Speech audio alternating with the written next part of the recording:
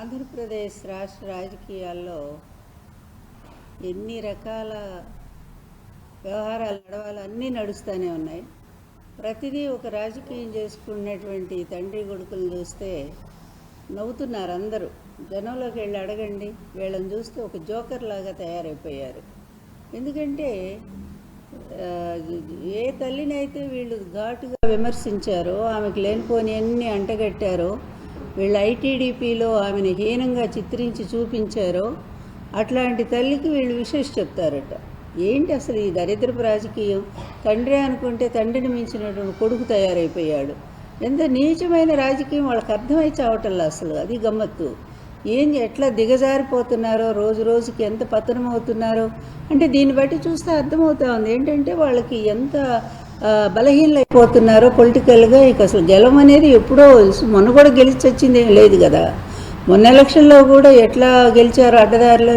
ఎందుకంటే చంద్రబాబు అంటేనే అడ్డదారి రాజకీయం అనేది అందరికీ తెలిసిన విషయమే. అట్లాంటిది వీళ్ళు ఒకటి ఇక అసలు ఇప్పుడు జగన్మోహన్ రెడ్డి గారు సబ్జెక్టు మీద మాట్లాడుతున్నారు. మావిగని తీసుకొచ్చారు ప్రతిపాదన. మీరు లక్షల కోట్లు తీసుకుపోయి అమరావతి భూముల్లో పోసే బదులు ఇదిగో మంచి రాజధాని తొందరలోనే ఓ 10,000 కోట్లు 20,000 కోట్లు ఖర్చు పెడితే ఒక మంచి రాజధాని మనకు వస్తుంది. ఇది మంచి ఆలోచన. మీరు చూడండి, ప్రజలు బాగుండాలంటూ 60 లక్షల మంది జనాలు ఉన్నారు. అదేవిధంగా మంచి కారిడారు, అక్కడిని పోర్ట్ నుంచి ఇక్కడ గుంటూరు వరకు కూడా మంచి రైల్వే స్టేషన్లు ఉన్నాయి, బస్ స్టాండ్లు ఉన్నాయి, అలాగే ఎన్హెచ్ రోడ్డు ఉంది. ఇన్ని సౌకర్యాలు ఉన్నటువంటి తీరం ఉంది, సముద్ర తీరం ఉంది. ఉన్నటువంటి ఈ ప్రాంతం తొందరగా డెవలప్ అవుతుందని చెప్పి సలహా చెప్తే ఆ విషయం తప్ప, అది తప్ప అన్ని విషయాలు మాట్లాడేస్తూ ఉన్నారు. ఏదేదో ఇష్టం వచ్చినట్టు మాట్లాడుతున్నారు. ఇక ఈ కొడుకు ఎట్లాంటి వాడో అందరికీ తెలిసినటువంటి విషయమే. అలాంటి ఓ పనికిమాలాన్ని తీసుకొచ్చి ముఖ్యమంత్రిని చేయటం కోసం ఆయన ప్రమోట్ చేసుకునే పనిలో భాగంగా పిచ్చి పిచ్చి పనులన్నీ కూడా చంద్రబాబు చేస్తున్నాడు, అతని కొడుకు కూడా చేస్తున్నాడు. అసలు పిచ్చి పనుల్లో కల్లా పిచ్చి పని ఏంటంటే మొన్న విజయమ్మ గారికి పుట్టినరోజు ఆయన శుభాకాంక్షలు పంపటం. ఏంటి అసలు ఇది? ముందు నీ కుటుంబం ఏంటో చెప్పయ్యా లోకేష్. నువ్వెంత, నీది ఏమిటి అసలు? జగన్ ముందు నీ స్థాయి ఎంత?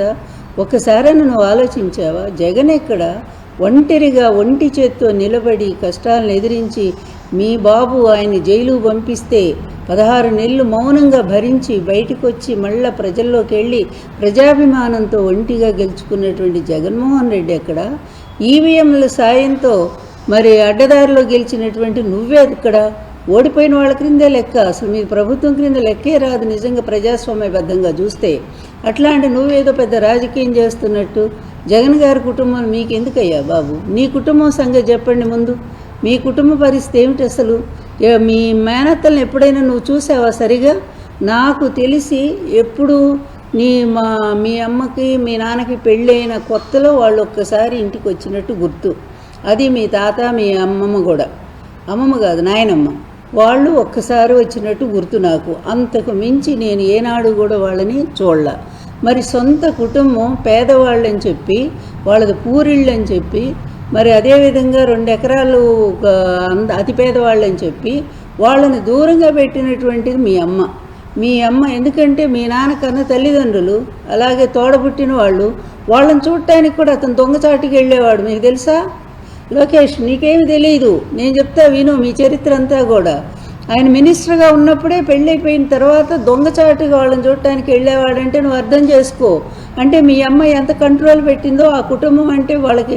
మీ అమ్మకి ఎంత రోతో, ఎంత అసహ్యమో ఇంకా చాలా ఉన్నాయి చెప్పాలంటే కూడా.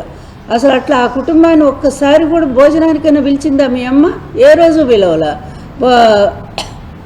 అదేవిధంగా వాళ్ళ ఆడపడుచులకి ఎప్పుడైనా సరే గౌరవ మర్యాదలు చేశారా? చేయలా.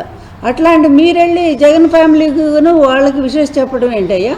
నువ్వు ఏదో అన్నట్టుగా గురివిందగించి తన నలుపెరగదన్నట్టుగా మీ క్రింద ఇన్ని పెట్టుకోని విషయాలు నువ్వు వచ్చి పెద్ద ఏదో ఆ ఫ్యామిలీని ఉద్ధరిస్తున్నట్టు, వాళ్ళకేదో జగన్ గారు వాళ్ళ అమ్మని ప్రేమించినట్టు, వాళ్ళ చెల్లిని ప్రేమించినట్టు, మీరేదో తెగ ఇరగబడిపోయి మీ నాన్న మీ అమ్మ మీ కుటుంబాన్ని తెగ ప్రేమించినట్టు. ఎందుకయ్యే బిల్డప్లన్నీ కూడా? ఎవరిని మోసం చేయాలని జనాలకి తెలియదు అనుకున్నారా? అసలు అన్నిటినీ మించి మీ కుటుంబంలో గొడవలు తెలియదా? ఎంత భయంకరంగా అత్తాగోడలది అనుకున్నారో తెలియదా? మీ భార్యాభర్తలు అనుకున్న విషయం తెలియదా? అధికారం కోసం ఇప్పటికీ మీ నాన్నని, మీ అమ్మ, నువ్వు, మరి మీ భార్య ముగ్గురు కలిసి ఎంత సతాయిస్తున్నారో లోకానికి తెలియదు అనుకున్నారా? మరి ఇన్ని పెట్టుకొని నువ్వేంటయ్యా పోయి ఆమెకి చెప్పేదేంటి? నువ్వెవడి వస్తువులు చెప్పడానికి? ఆమెకి నీకు సంబంధం ఏంటి? ఎప్పుడన్నా చెప్పావా ఇంతకుముందు? ఆమెనే కదా, ఆమె పాత్రనే కదా ఇష్టం వచ్చినట్టు మాట్లాడావు నువ్వు. ఎంత భయంకరంగా మీ ఐటీడీపీలో ఆమె క్యారెక్టర్ అసాసినేట్ చేయలేదా? ఇదే షర్మిల క్యారెక్టర్ అసాసినేట్ చేయలేదా? దిక్కుమాలినటువంటి ఈ చెల్లెళ్ళు వీళ్ళంతా కూడా ఈ విధంగా వ్యవహరిస్తూ ఉంటే ఈ నిజంగా ఒక రాజకీయాలకి కుటుంబాలకు కూడా మచ్చే వీళ్ళు. అంత అమ్ముడు పోతే పోండి, కానీ ఈ విధంగా సొంత కుటుంబాన్ని బజార్ని వేసుకునే ఒక దౌర్భాగ్య పరిస్థితి షర్మిల చేస్తూ ఉంది. ఆవిడకి ఒత్తాసుగా మీరు నిలబడ్డారు. ఆ కుటుంబాన్ని చీల్చింది మీ నాన్నే, అందరికీ తెలిసినటువంటి విషయమే. కానీ ఎదుటి కుటుంబాలను చీల్చి మీరేదో సాధిస్తారనుకుంటే ప్రజల్లో మీరు మరింతగా పలచనైపోతున్నారనే విషయం అందరూ, అది మీకు తెలియట్లా, మీకు తెలియదు కూడా. ఎందుకంటే మీ ఇది ఉంది కదా, మీ మీడియా ఉంది కదా, మీ పచ్చ మీడియా, మీ కళ్ళకు గుడ్డలు కప్పేసి పూర్తిగా గంతలు కట్టేసి అదిగో జనాలు మిమ్మల్ని అంత మెచ్చుకుంటున్నారు ఇంత మెచ్చుకుంటున్నారని ఈ మీడియా చూపించడం వల్ల మీరు గుడ్డివాళ్ళలాగా ప్రవర్తిస్తూ ఉన్నారు. విజయమ్మ గారికి మీకు సంబంధం ఏంటి? షర్మిలకు మీకు సంబంధం ఏంటి? రాజకీయంగా షర్మిలాని విడదీశారు. మీ పలుకుబడితో కాంగ్రెస్లోనూ మీ నాన్నే ఉంటాడు, ఇటు బీజేపీలో మీ నాన్నే ఉంటాడు, కమ్యూనిస్టుల్లో మీ నాన్నే ఉంటాడు. ఎందుకంటే ఆయన ఒక సిగ్గుమాలిన రాజకీయం కనుక, ఆయనకి ఏ రాజకీయం ఇంకేమి విలువలే లేనటువంటి వ్యక్తి కనుక అన్ని పార్టీలతో సంబంధం పెట్టుకుంటాడు. ఒకవైపు పార్లమెంట్లో బిల్లు వ్యతిరేకంగా మహిళలకు వస్తే మీ ఆడవాళ్ళు, మీ ఎమ్మెల్యేలు, ఎమ్మెల్సీలంతా పోయి రేవంత్ రెడ్డిని కలుస్తారు. ఎవరు ఎగనెస్ట్గా బిల్లుకు వ్యతిరేకంగా చేశారో వాళ్ళతో పోయి చేయగలుగుతారు. ఏమిటిది? ఇదా మీ దరిద్రపు రాజకీయం? ఇంత విలువలు లేనటువంటి నీచ రాజకీయాన్ని చేస్తే మీరు ఏదో జగన్మోహన్ రెడ్డి గారు కుటుంబంలో చిచ్చు పెట్టాలని చిచ్చు పెట్టారు కూడా. మీరు అన్నా చెల్లెళ్ళని విడదీసిందే మీరు. అట్లాంటి మీరు ఈరోజు విజయమ్మ గారికి పాపం శుభాకాంక్షలు చెప్తావు. పెద్ద లోకేష్, నువ్వు ఒక పెద్ద లీడర్వి, నువ్వు ఒక పెద్ద మేధావంతుడివి, నీకు అంత స్థాయి కూడా ఉందా? అసలు ఆ కుటుంబానికి శుభాకాంక్షలు చెప్పే స్థాయి కూడా నీకుందా? అలా చెప్పే బదులు ఒక్కసారి మీ మేనత్తలకి చూడు, ఒక్కసారి మీ అత్తలు ఎక్కడున్నారో చూడు, వాళ్ళ పిల్లలు ఎక్కడున్నారో చూడు, వాళ్ళని ఆదుకోవటానికి ప్రయత్నం చేయండి. సొంత బాబాయ్ కదా, ఆయన సీట్ ఇవ్వటానికి కూడా మీ నాన్న ఆ రోజుల్లో అసలు రానివ్వకుండా చేస్తే ఎన్టీఆర్ గారు పిలిచి సీటు ఇస్తే ఆయన పోట్లాడాడు కూడా. ఏంటి ఆయనకి ఎందుకు ఇస్తారు సీటు అని చెప్పి. అయినా సరే ఎన్టీఆర్ గారు చిన్నాల్లుడు అని చెప్పి అభిమానంతో సీటు ఇస్తే గెలిచి వచ్చాడు బ్రహ్మాండంగా. ఆ మాట ఆయన ఎన్నోసార్లు చెప్పాడు రామ్మూర్తి నాయుడు వేదికల మీద.